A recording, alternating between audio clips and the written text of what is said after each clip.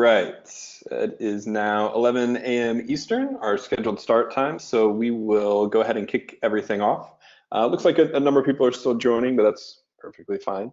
So thank you everyone for joining today. We will be discussing a few different aspects of the CCPA now that the CCPA is live. I know a lot of people are asking the question, now what? What should we be focusing on? What should we be expecting? How should we be potentially handling some of these things that will be coming up? So today we have our Tag Inspector webinar covering just that. Now that CCPA is live, now what? Quick little overview and some kind of housekeeping. So as many of you are probably aware, Tag Inspector, we are a tag auditing and monitoring tool. We're created by InfoTrust. So we have a few upcoming events that I just wanted to make everyone aware of. So here in a few weeks on the InfoTrust side of the house, a couple of webinars. First one on January 29th, 2 ways your marketing team should be utilizing Google Cloud. Also on February 5th, comparison between Google Analytics Free and 360. Might be relevant for some of you in the audience. If so, check out those and other events. They're at that events link that you can see on the deck. Now, a little bit of quick background on me, the presenter. That's me. My name is Lucas. I'm our Tag Inspector product manager, and also I do quite a bit of tag management and governance consulting work for our partners that we work with. As mentioned, Tag Inspector, we're a tag auditing and monitoring platform. So helping organizations across the globe in understanding what data is being collected on their websites, by what platforms, and really walking through a lot of these different steps and pieces to compliance that we'll be chatting through here today. Standard disclaimer whenever discussing anything around laws and regulations, just that this is not legal counsel.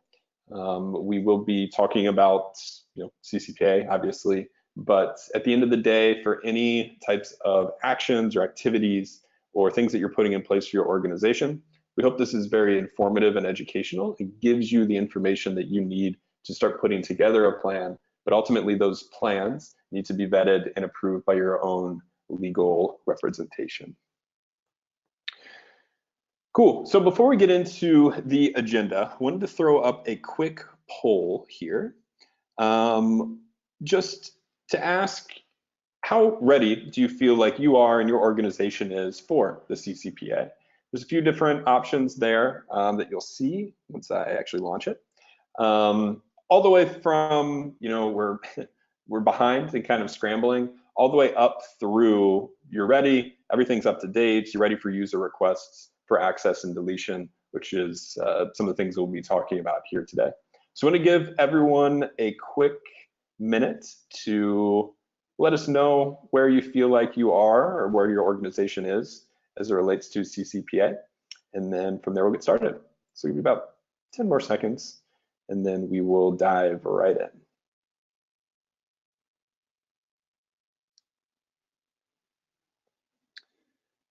All right, perfect. So let me close the poll. In terms of results, so kind of across the entire spectrum, with the vast majority, about 65%, either in one of those first two categories, either behind and scrambling, or you're to the point where you know where data comes from, where it's going, but you haven't quite put those pieces together yet in order to be able to meet the requirements, which is definitely understandable. That's where most people are as I'm discussing. And so hopefully the topics and the things that we'll really dive into here today can help significantly with that. So for that and what those topics exactly are, as we'll walk through the agenda, first we'll just do a quick high-level review of CCPA so that the different requirements and everything are really fresh in our minds. I'll also touch on a couple of the kind of suggested modifications, I guess, that are still waiting to be fully approved and which will be fully vetted and potentially approved here in the coming months before enforcement begins on July 1st. We'll go through the practical requirements. what should be in place today, which it sounds like some of you maybe have those foundations in place. For others, might be a little bit more of a searching activity. We'll then really focus on what now. What are the things that we can expect?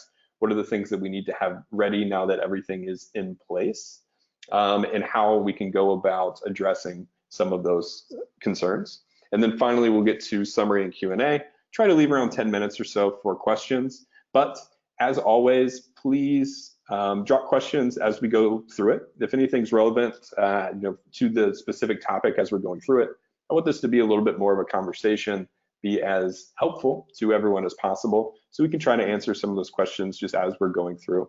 But we'll leave some time at the end for questions. You can drop those in your GoToWebinar. There should be a little pane there that you see where you can drop questions in.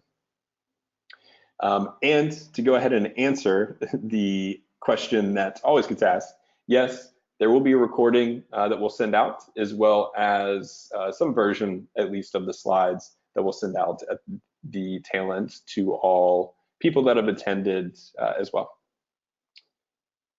Cool. Now that house cleaning is over, we'll dig right in. So when we're talking about the California Consumer Privacy Act, CCPA, it really comes down to a few different rights that are afforded to residents of California, people in California. The first is the right for them to know what personal information is being collected, used, shared, or sold, both as the categories as well as the specific pieces.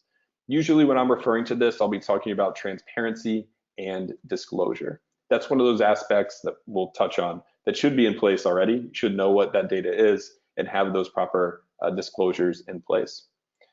Number two is the right to delete personal information held by businesses and by extension of businesses' service partner. That gets into some of the things that we'll really deep dive into today, which is how you can go about some of those deletion requests, some of the core requirements for those, and how we're seeing that being addressed. Number three is the right to opt out of the sale of personal information. There's some different requirements also for children and as far as consent and opt-in goes, but that right to opt out is afforded to Californians. And we will, again, dig into a little bit deeper exactly what those requirements are and some different methods through which you can go about making that possible for your users. And then number four is the right to non-discrimination in terms of price or service when the privacy rights under the CCPA are exercised. So those are the four key rights that are afforded to Californians under the CCPA, and they're really the core pieces that we need to keep in mind as we're thinking about our practices for data collection, usage, storage, and all of that.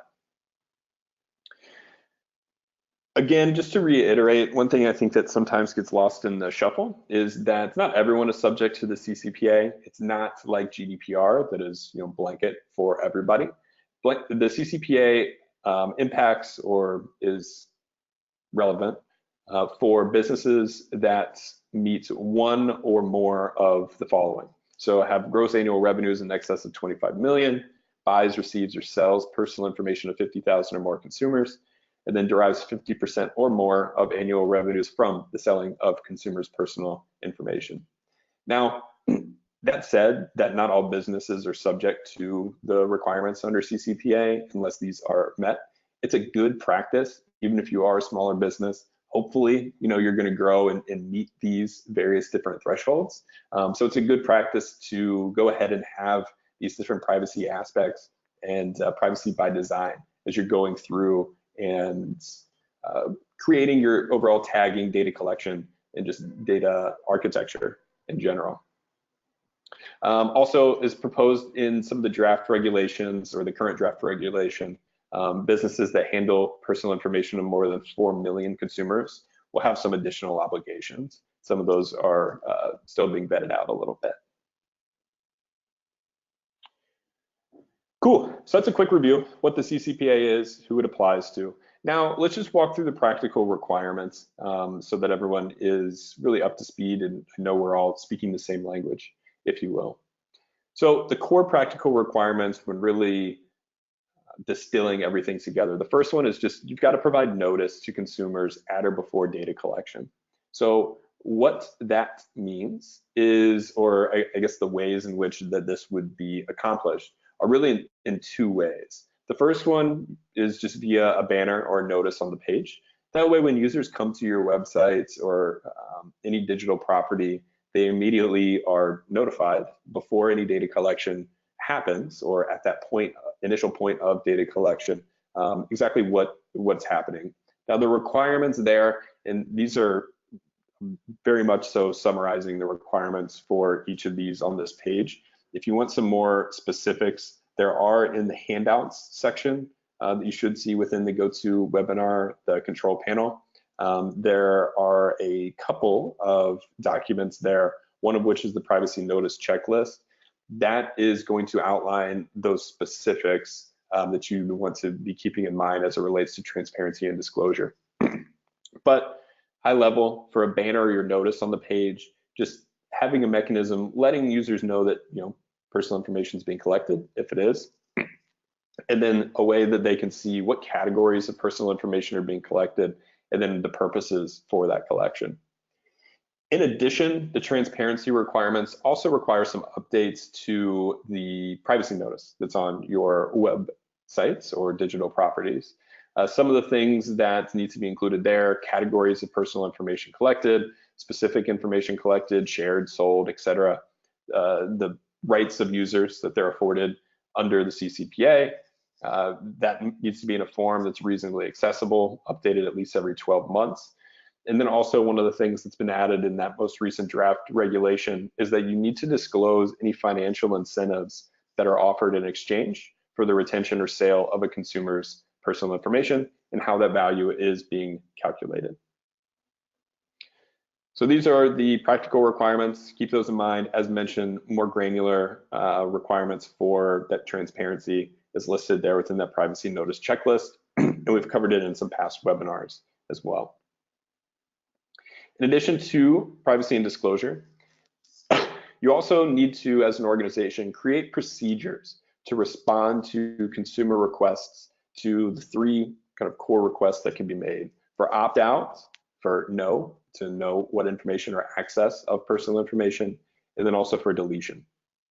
Now, we're going to dig into these in much more depth, but high level, what you need to be really keeping in mind. So the first, for the procedures for a consumer wanting to know what personal information is being collected, that is their right to access any personal information that's being collected about them.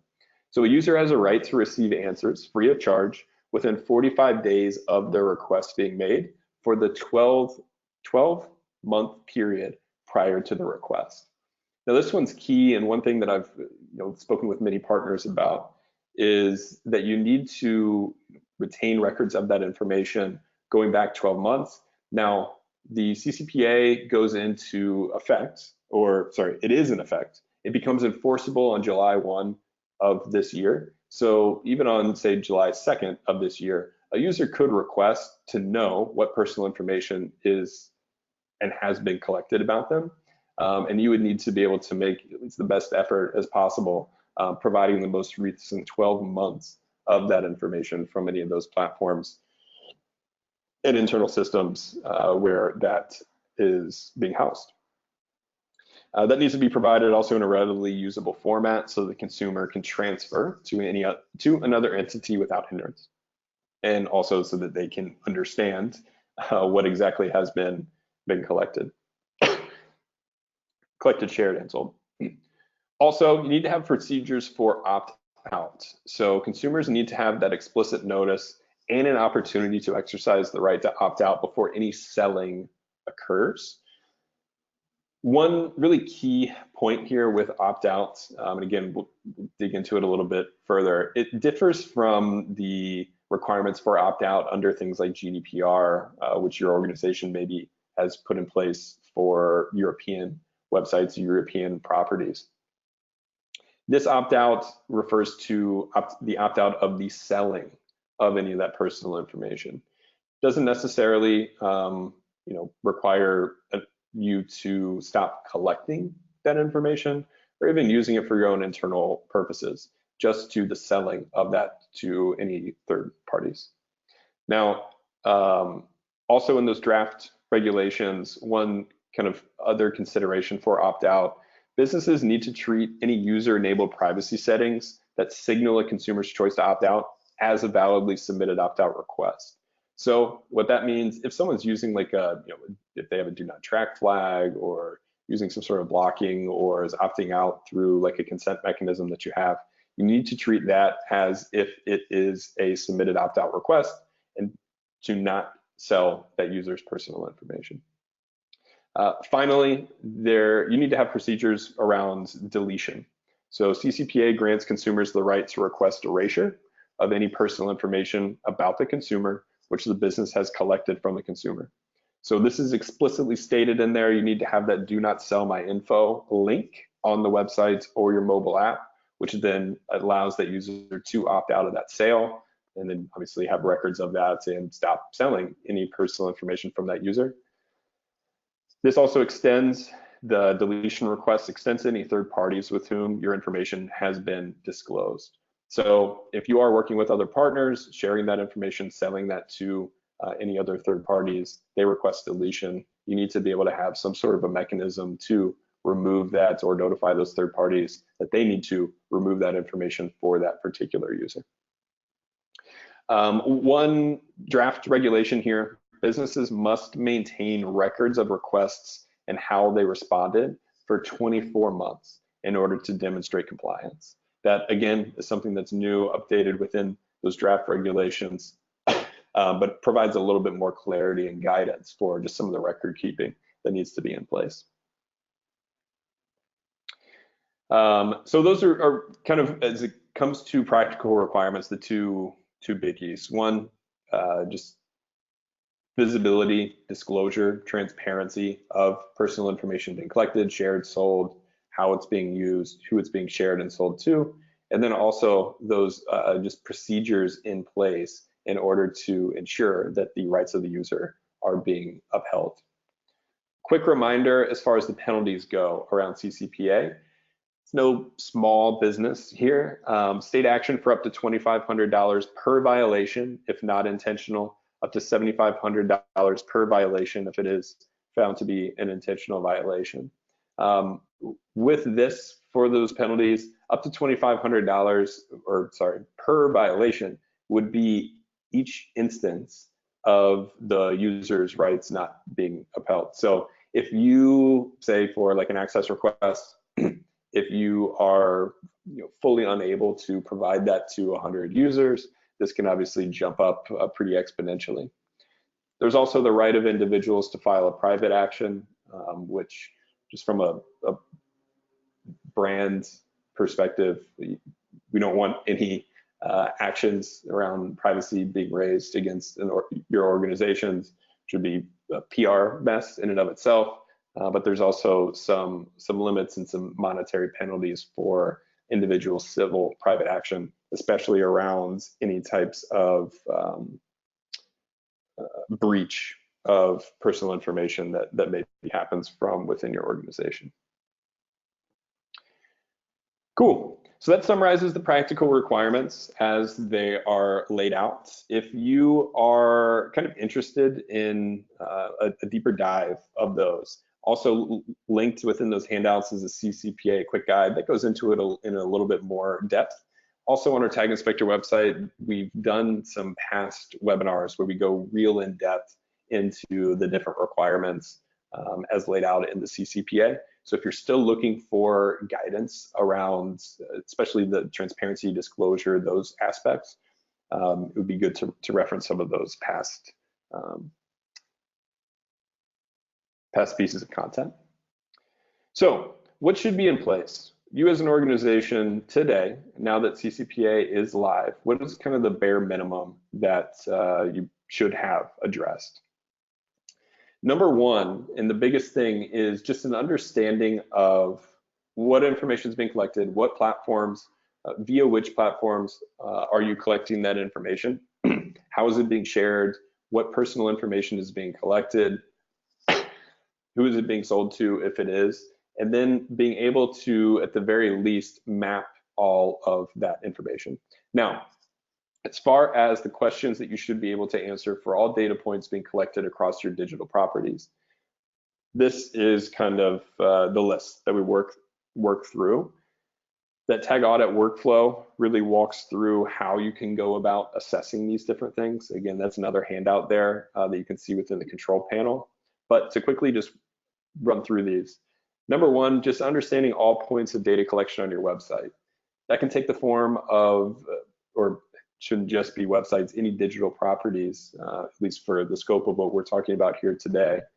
But number one, it can come in a few different forms. One, a form on your website. So if users are inputting any type of personal information just on an internal form, if you're using an internal system, maybe you're using something like HubSpot or Marketo to collect that information, you need to understand all of those points in which that personal information collection or data collection in general is happening.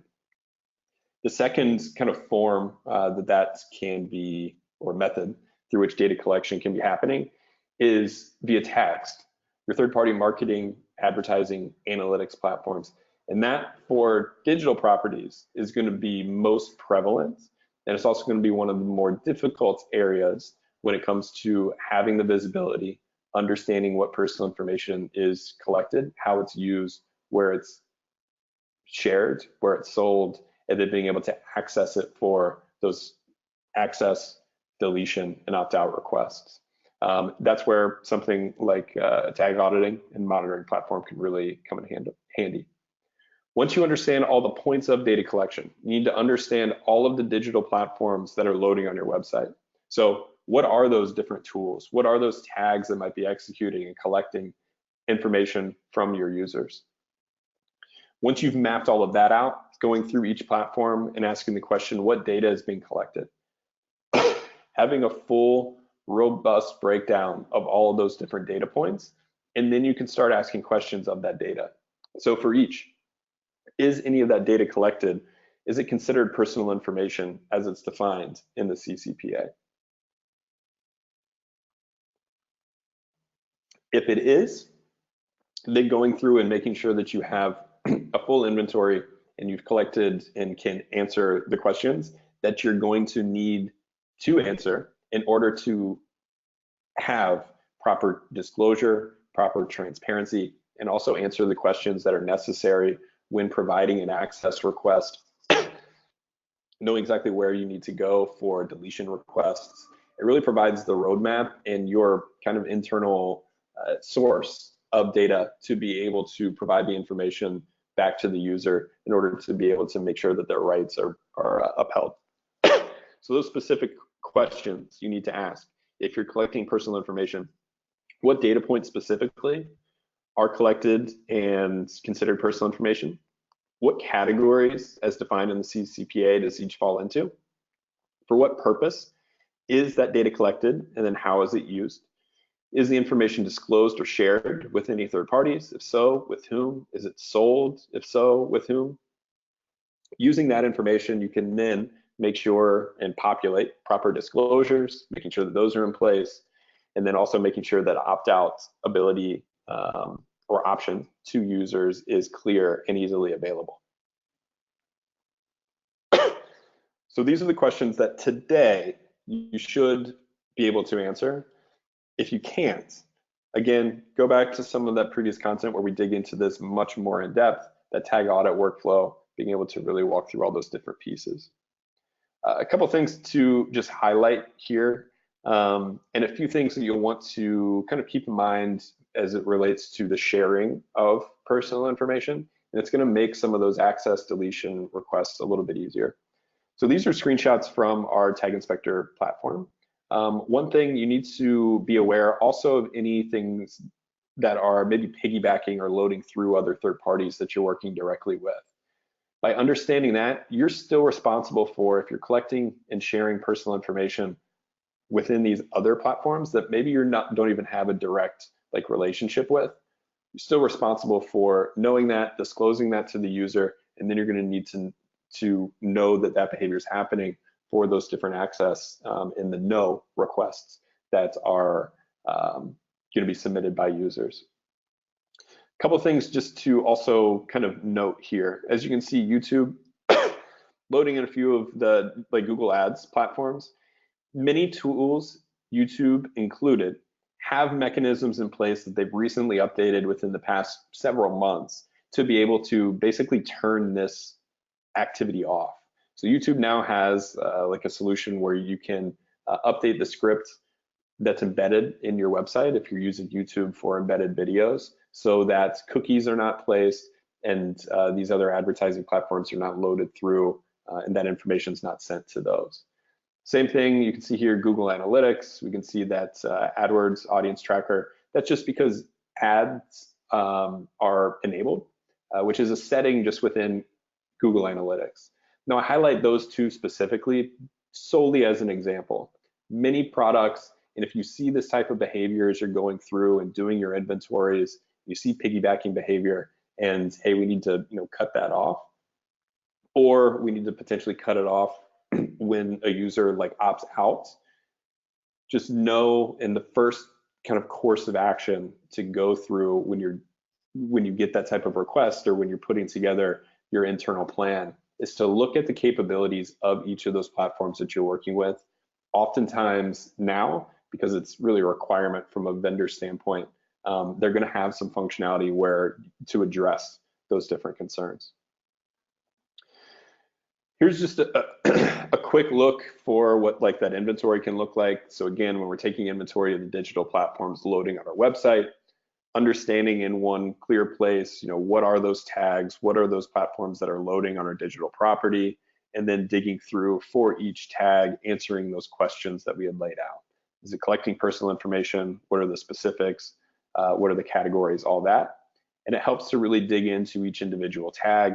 This is an example of an assessment for Google Analytics, where looking at those individual data points that are being collected, just kind of in general, understanding would any of them potentially be considered personal information, classifying them in the CCPA category, use description, that sharing and the selling question here.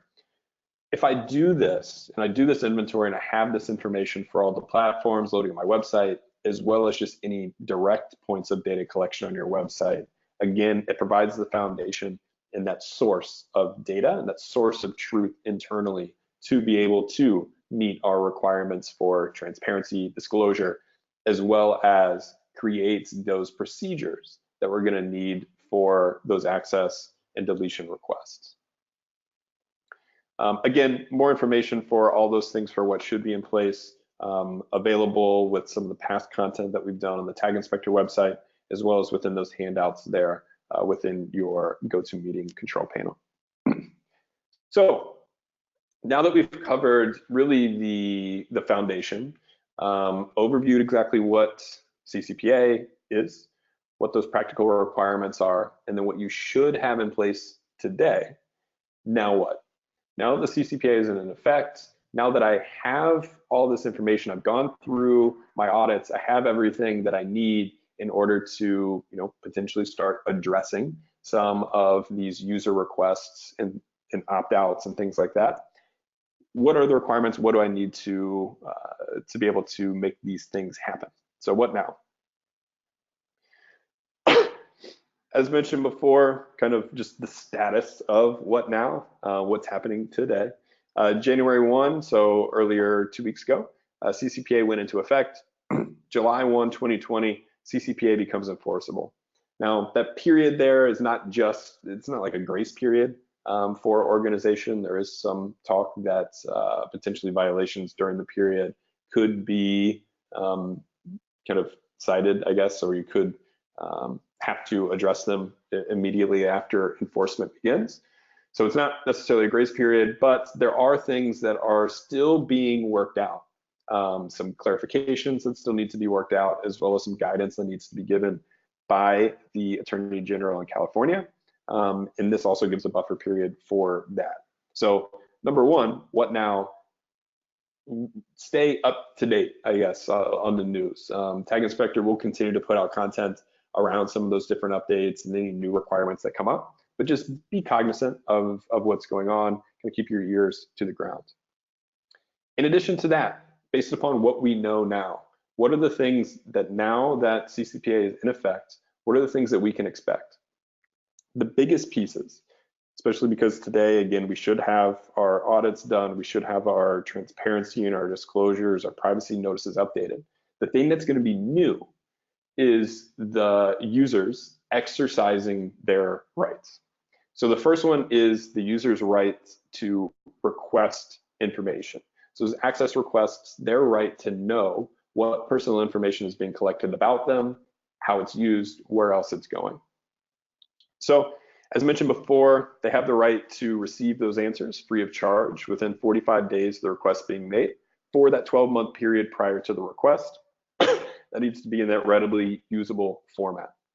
The specifics for the requirements for what needs to be included within those users' requests for knowing personal information are a few different things.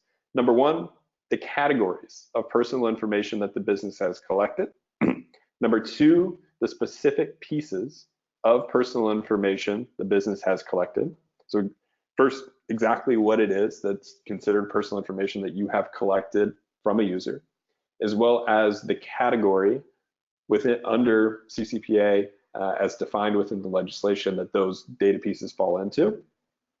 The categories of sources from which personal information is being collected, business or commercial purpose for that collection, and then the categories of third parties with whom the business has shared the personal information.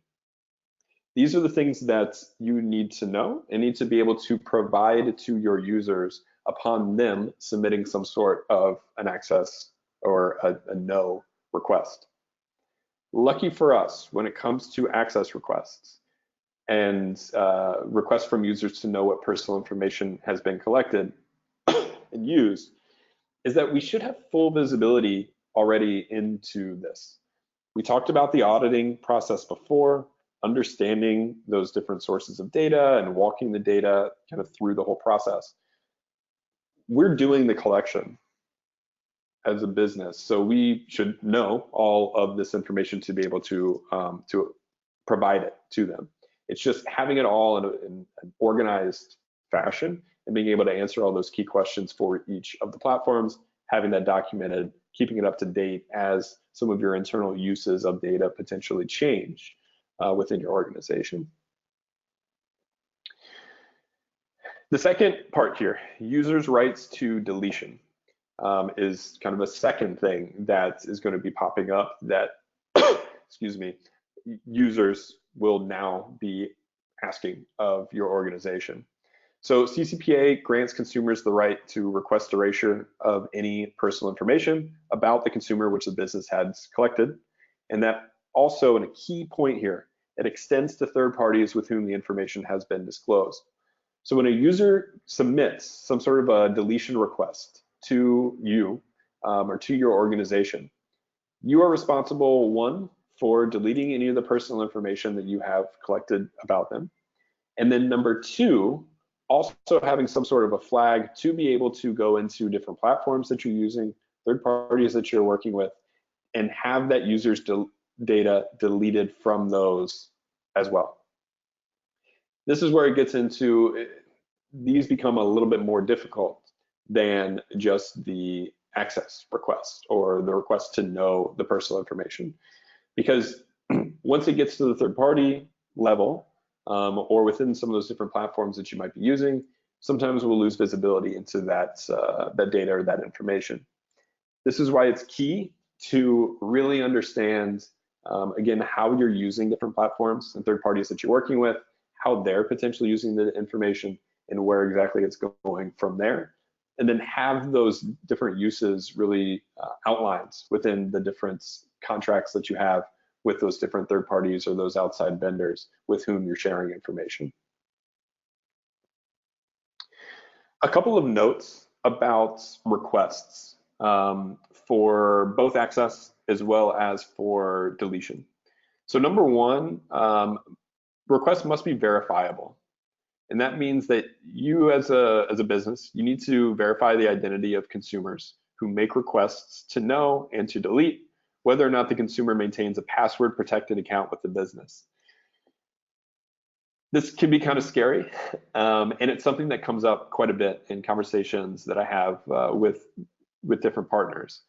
Even so personal information, as many of you should be aware, it's a very broad definition of personal information under the CCPA.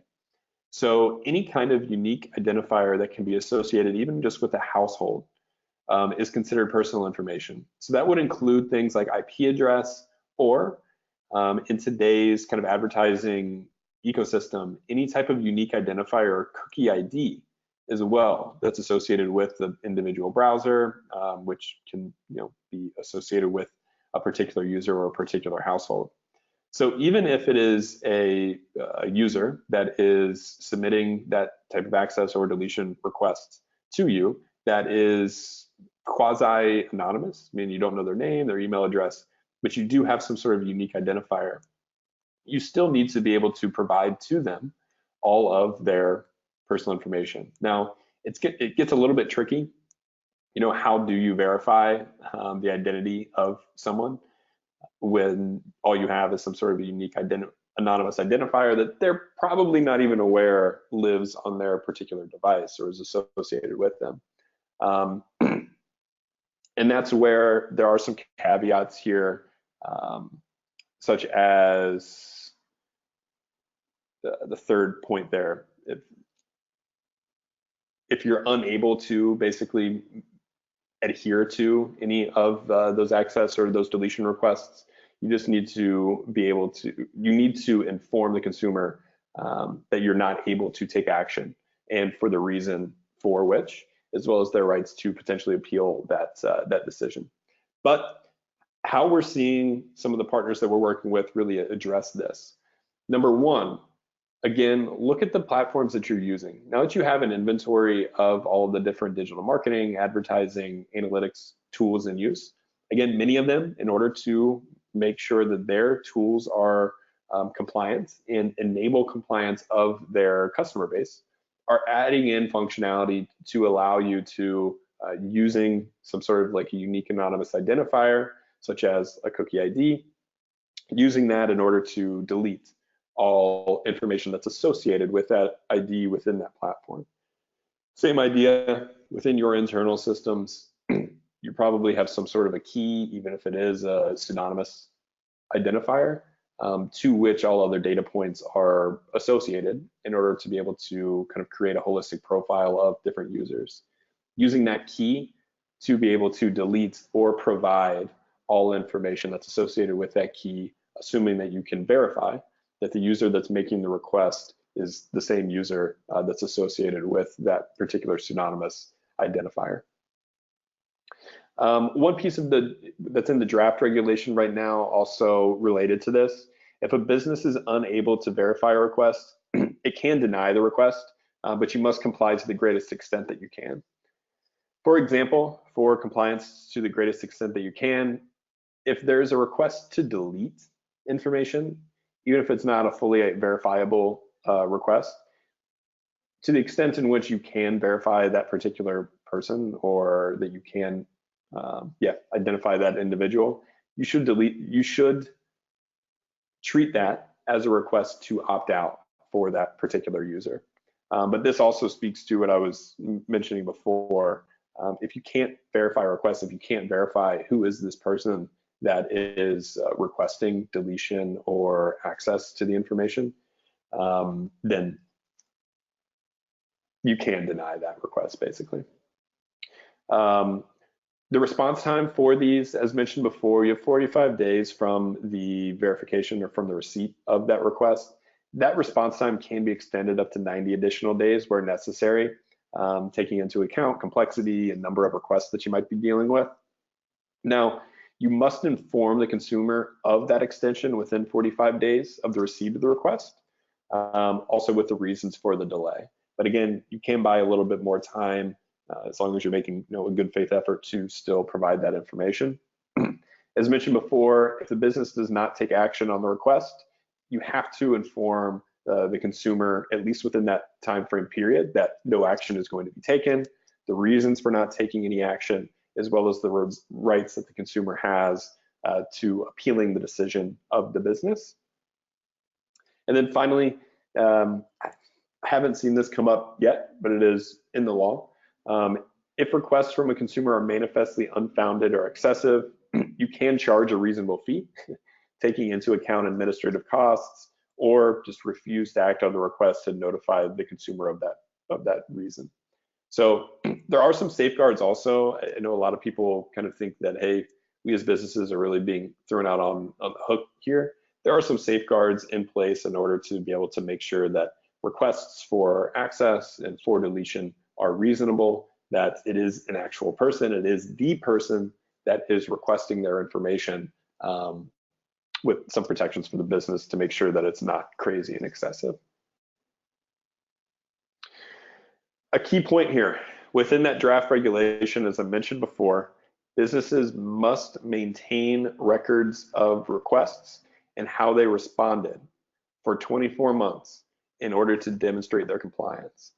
So when we're talking about the processes and the procedures that we need to have in place in order to meet the requirements for access or knowing requests, as well as deletion requests, we need to have procedures to go about those processes, but also process in place in order to be able to keep and record all the requests, verification, how it was responded to, what was sent to those users. Another thing that's going to be popping up is users' rights to opt out.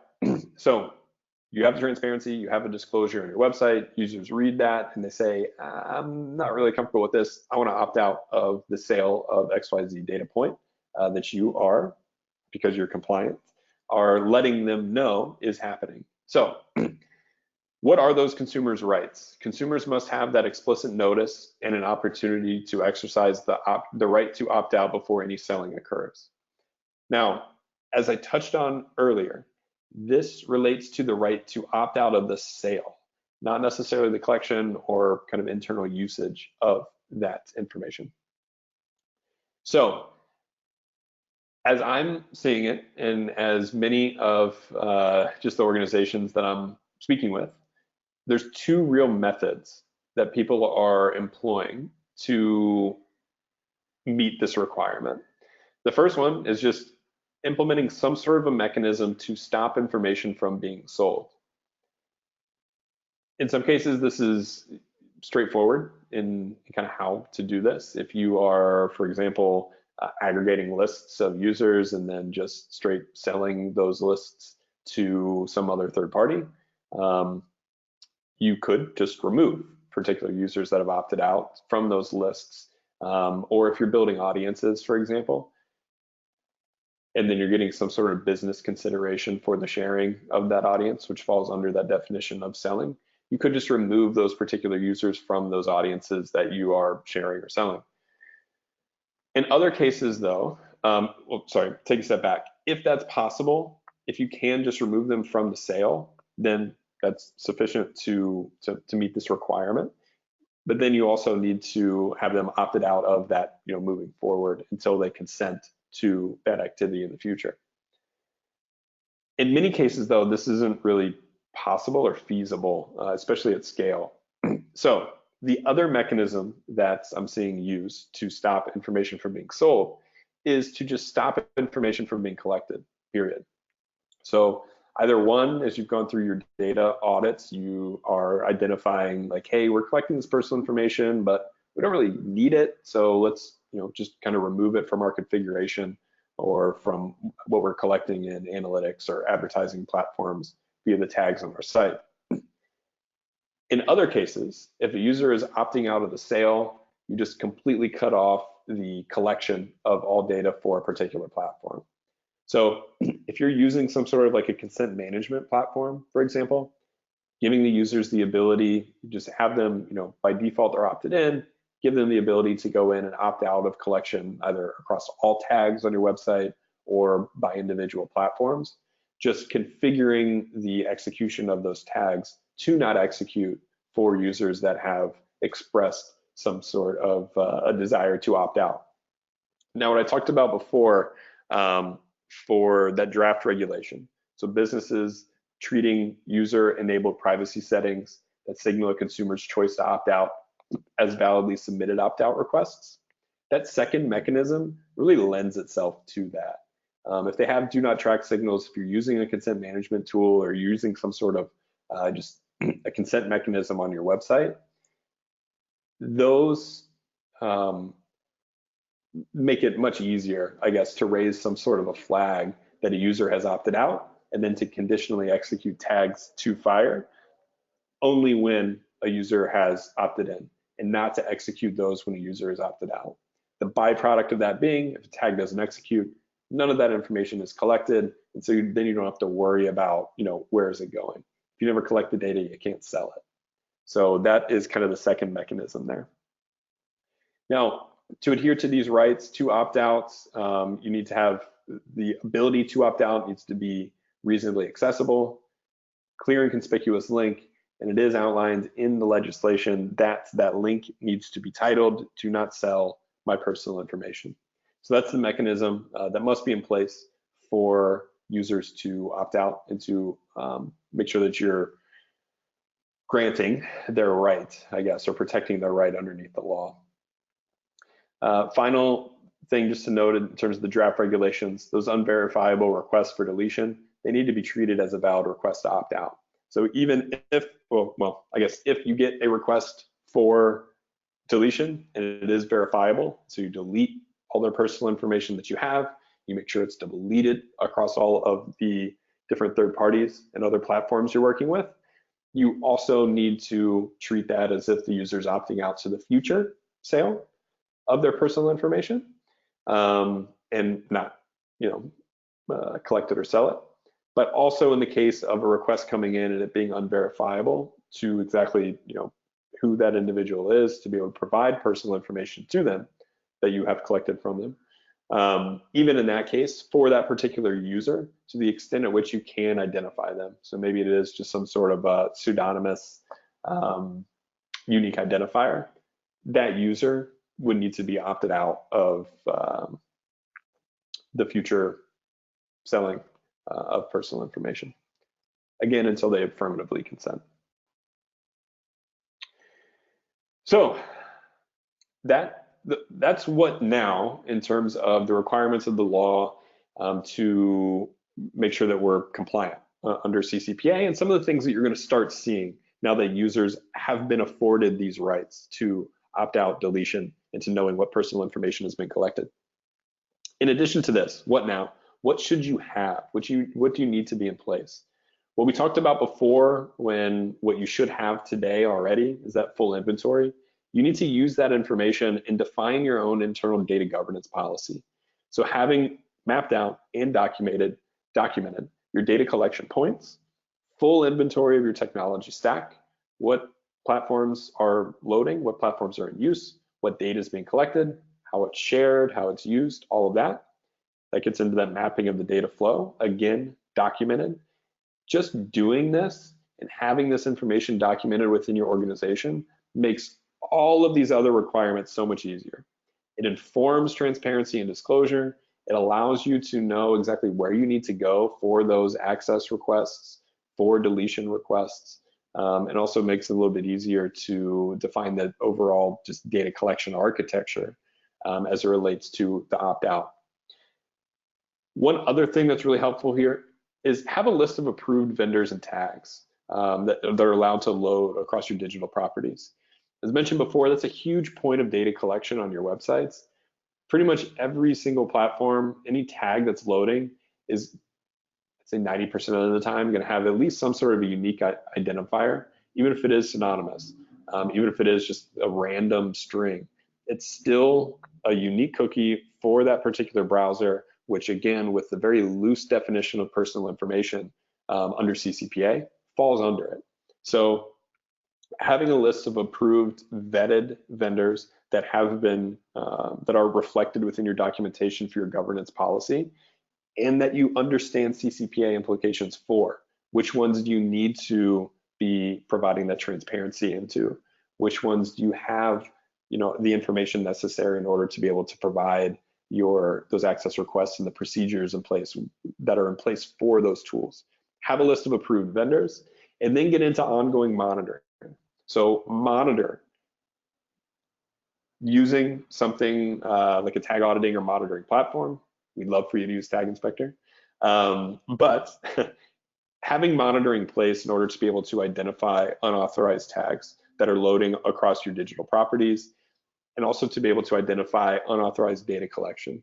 So going back through and vetting those different platforms on a regular ongoing basis. Now, I won't get too far into that just because I want to be able to get to Q&A, but especially for that monitoring piece, if you take a look at that tag governance playbook that is listed within those handouts, that gets into in a little bit more depth some of the different aspects of monitoring, both from a process standpoint, as well as some of the procedures that you need to be able to have in place to, what does a quality, solid data governance policy and process look like, and how can that enable ongoing monitoring that can allow you to be more proactive as it relates to CCPA, because nobody wants to go through that full audit process like many of us have gone through over the past 6 months again. Quick screenshot here, just what monitoring can look like. Again, using a tool like Tag Inspector, that's what this screenshot comes from. You can define those lists of allowed platforms and just automatically be able to flag any digital or any tags loading across your digital platforms that are not defined as allowed. So you can see some of those cases of like piggybacking or third parties loading in other third parties that's could really throw a wrench into the procedures that you have in place for the rights of users, as well as for those transparency and disclosure requirements. So with that, we covered obviously here today just basics of CCPA, making sure we're all on the same page, went through those different aspects that you should have in place as of right now. And then we went through in much more depth what to do now. What are the things that you're going to start seeing and potentially have already seen now that CCPA is active, now that it's live, and then that you'll be seeing much more frequently once it becomes enforceable, and the different pieces that are going to be enforceable against. So making sure you have those procedures in place to make sure that the rights of users are being respected. So with that, we'll get into a little bit of Q&A. It's like there are a lot of questions. We'll start kind of at the top. First question, what's the status of regulations? Have they finalized guidance? I thought they were still working through it in December.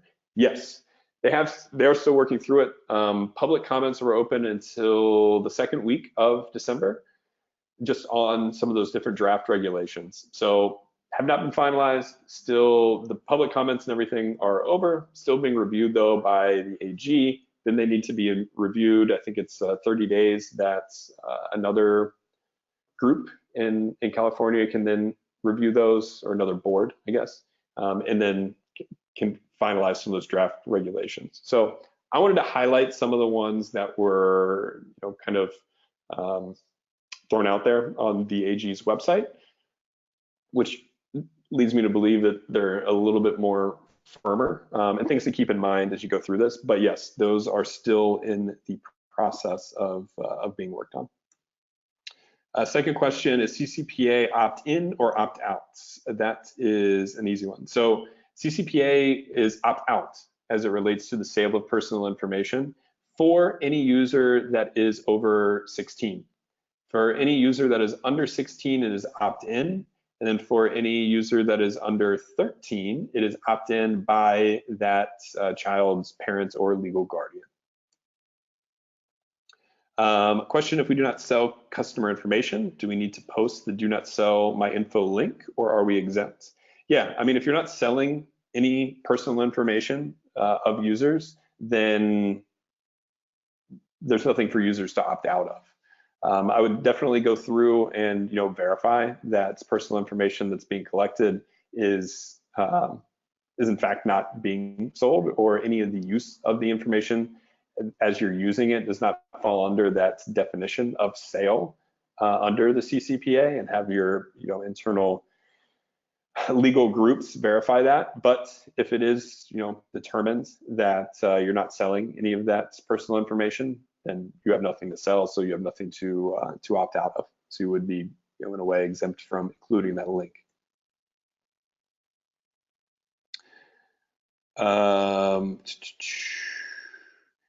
As companies are not legally bound by the CCPA prior to the 1st of Jan of this year, why are companies required to produce what data was collected on the user for the end of 2019? That's kind of up for interpretation. I've heard it in a few different ways from a few different legal groups. I would get clarity from, again, your own kind of in-house legal counsel, but I always try to advise partners that we're working with to err on the side of caution when it comes to some of those different interpretations. As it's written in the law, it is any access requests or knowledge requests that users give you, you need to be able to provide the most recent 12 months of information. There's nothing in there that explicitly stating that that 12-month clock doesn't begin until January 1. So again, up for interpretation, kind of finalize an interpretation for your organization with your own internal legal group. But it's just kind of a good practice, more conservative practice, I guess. Go through and try to be able to understand exactly what personal information has been collected, be able to provide that to users for the past 12 months.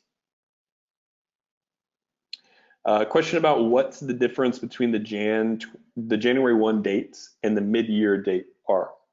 So the January 1 date is when the CCPA goes into effect. So technically, users are afforded these rights that we had gone through. So they have the right to know what personal information is being collected, categories. They have the right to request access, or they have the right to request to know what information has been collected about them. They have a right to opt out, all of those things. Those rights are now in place for Californians. The July 1 date is the date in which it becomes enforceable. So while a user can, submit an access request to you as an organization today, they would not be able to, or the AG cannot bring any type of action against an organization for not complying until that July 1st date. So a little bit of a gray area there, and as mentioned, some of those draft regulations are still being finalized, so things can be updated, but that's really the distinction between the two. Technically, rights are afforded now, and you are technically required under the law to be able to provide those things, but you're not going to have any action taken against you until July 1. Question about specifics in the privacy notice regarding data being sold. It's specifically naming the company or just stating that the data collected will be sold unless you opt out, satisfy the CCPA. That is a good question. Refer to that privacy notice checklist that I mentioned for the handouts there. I haven't gone through that in a little bit, but yeah, it will be outlined in there. That notice checklist outlines everything kind of directly from those requirements as it's outlined in the law. So that should be able to give a little bit more granular specifics there. Question about if Google Analytics tracking events opt in or opt out. Again, everything under the CCPA is an opt out model. It's not an opt in model. Now that refers specifically to the CCPA. If depending upon where your organization's based, where users are from or accessing the website, your websites and then Google Analytics could also have implications as it's related to other privacy laws and regulations, such as GDPR, such as e-privacy directives. In those cases, there might be an opt-in requirement. So under e-privacy directives, depending upon the country within Europe, it's being codified though, just the placement or use of cookies requires affirmative opt-in. And then if you're using consent as your legal basis for processing under GDPR, that would require positive affirmative opt-in. But speaking specifically for CCPA in a vacuum, that is opt-out in general for, again, the sale of the personal information. So the execution of Google Analytics and the collection of event information would be opt-out, specifically under CCPA. And with that, I know there's still quite a few questions. What we will do is kind of circle back with the team. We will follow up on any outstanding questions just via email.